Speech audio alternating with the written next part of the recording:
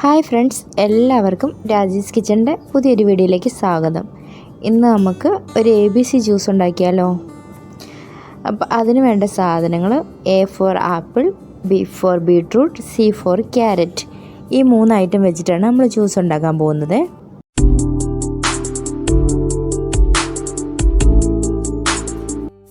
നമ്മുടെ ശരീരത്തിന് ആവശ്യമായ ആൻറ്റി ഓക്സിഡൻസ്, മിനറൽസ്, ഫൈബർ ഇതെല്ലാം തന്നെ ഈ ജ്യൂസിനകത്ത് അടങ്ങിയിട്ടുണ്ട്.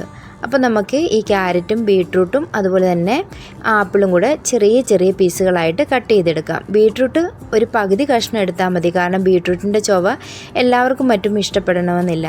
അപ്പോൾ നമ്മളിത് ചെറിയ പീസുകളായിട്ട് എടുത്തിട്ട് നമുക്കതൊരു മിക്സിയുടെ ജാറിനകത്തേക്ക് ആക്കി കൊടുക്കാം. ഞാൻ ബീട്രൂട്ട് കഴിവത് ഒരെണ്ണം തന്നെ എടുത്തിട്ടുണ്ട് കേട്ടോ.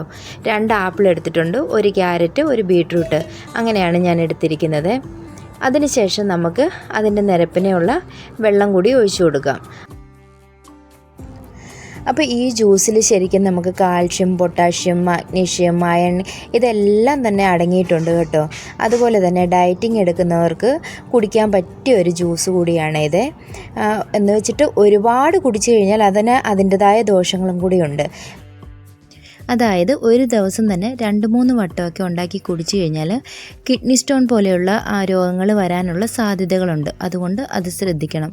അതുപോലെ തന്നെ കിഡ്നി പേഷ്യൻറ്റ്, ഡയാലിസിസ് ഒക്കെ ചെയ്യുന്ന പേഷ്യൻറ്റ്, അതുപോലെ ക്രിയാറ്റിന് ഹൈ ആയിട്ടുള്ളവരൊക്കെ ഈ ജ്യൂസ് കുടിക്കാതിരിക്കുന്നതായിരിക്കും നല്ലത്. കാരണം ആപ്പിളിലും അതുപോലെ തന്നെ ക്യാരറ്റിലും ഒക്കെ പൊട്ടാഷ്യം അടങ്ങിയിരിക്കുന്നത് കൊണ്ട് തന്നെ ഡോക്ടേഴ്സ് അഡ്വൈസ് ചെയ്യുന്നത് പൊട്ടാഷ്യം കുറഞ്ഞ ഫുഡ് കഴിക്കാനല്ലേ.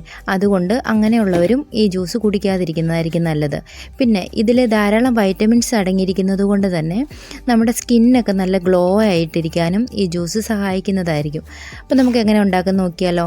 എടുത്തതല്ല നമ്മൾ നല്ലവണ്ണം മിക്സിക്കകത്തൊന്ന് അരച്ചെടുത്തതിന് ശേഷം ഇതുപോലെ ഒരു അരിപ്പയിൽ അരിച്ചെടുക്കുക. ഇത് അരിക്കാതെ കുടിക്കുന്നതാണ് നല്ലത്. പക്ഷേ ആ ബീട്രൂട്ടിൻ്റെ കവർപ്പൊക്കെ കാരണം നമുക്ക് അരിക്കാതെ കുടിക്കാൻ പറ്റത്തില്ല.